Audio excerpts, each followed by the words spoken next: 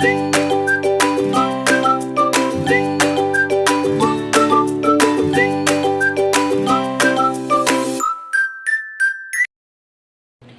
good morning guys. Alam nyo ba ang bagong update ngayon ni Meta?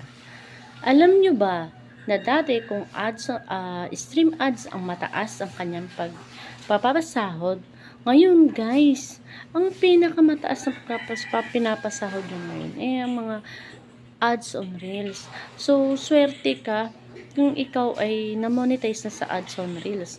Hindi kagaya ko, hindi pa ako monetize sa ads on Reels. So, sayang. Pero, ang good news lang nun, continue nyo lang ang paggawa nyo at pag-upload nyo po sa Reels.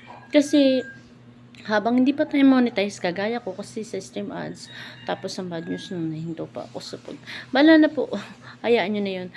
Continue lang. Yun lang po yung mapapayo ko. Kasi, gaya ko na maliit na content creator, pero nakatikim na ng sahod kay Boss M. Thank you, Boss M.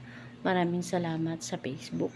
Dahil malaking tulong na yan, kahit na sabihin na maliit pa lang ang nasahod, 4 digit pa lang, marami pa rin salamat. So, continue lang tayo mga Lodi. God bless you.